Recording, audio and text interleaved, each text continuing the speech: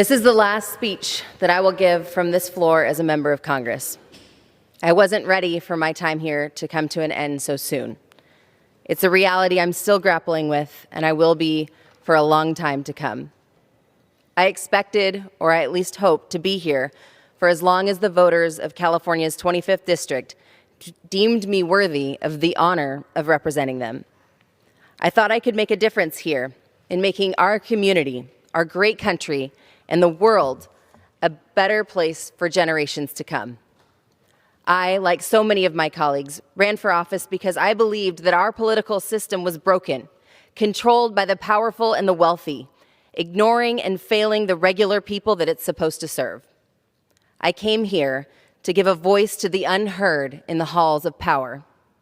I wanted to show young people, queer people, working people, imperfect people that they belong here, because this is the people's house.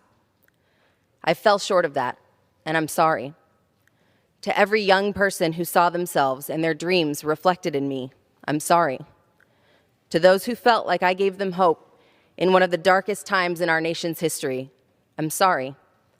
To my family, my friends, my staff, my colleagues, my mentors, to everyone who has supported and believed in me, I'm sorry. To the thousands of people who spent hours knocking doors in the hot summer sun, who made countless phone calls, who sacrificed more than I could ever know to give everything they could in every possible way so that I could be here, I am so, so sorry. And to every little girl who looked up to me, I hope that one day you can forgive me. The mistakes I made and the people I've hurt that led to this moment will haunt me for the rest of my life, and I have to come to terms with that. Ever since those images first came out, I've barely left my bed. I've ignored all the calls and the texts. I went to the darkest places that a mind can go, and I've shed more tears than I thought were possible. I've hidden from the world because I'm terrified of facing the people that I let down. But I made it through because the people who loved me most dragged me back into the light and reminded me that I was stronger than that. To those of you who were by my side in my worst moments, you know who you are. I love you, I'm so grateful, and I will never forget. And I'm here today because so many of the people I let down, people close to me, supporters, colleagues, people I've never even met, told me to stand back up, and that despite all of my faults, they still believed in me, and they were still counting on me. And I realized that hiding away and disappearing would be the one unforgivable sin. I will never shirk my responsibility for this sudden ending to my time here, but I have to say more because this is bigger than me. I am leaving now because of a double standard. I am leaving because I no longer want to be used as a bargaining chip.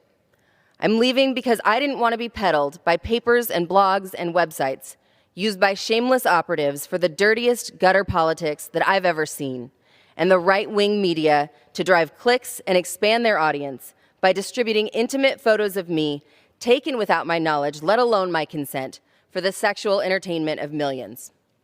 I'm leaving because of a misogynistic culture that gleefully consumed my naked pictures, capitalized on my sexuality, and enabled my abusive ex to continue that abuse, this time with the entire country watching.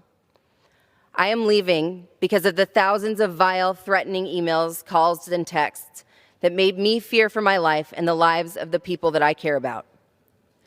Today is the first time I've left my apartment since the photos, taken without my consent, were released, and I'm scared. I'm leaving because for the sake of my community, my staff, my family, and myself, I can't allow this to continue.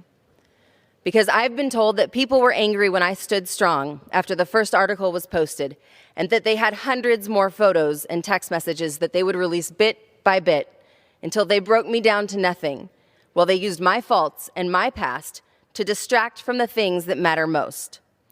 I'm leaving because there is only one investigation that deserves the attention of this country, and that's the one that we voted on today.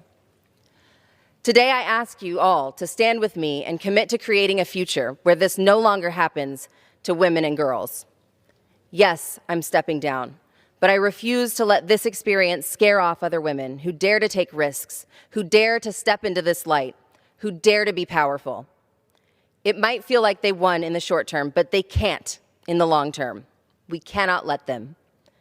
The way to overcome this setback is for women to keep showing up, to keep running for office, to keep stepping up as leaders, because the more we show up, the less power they have.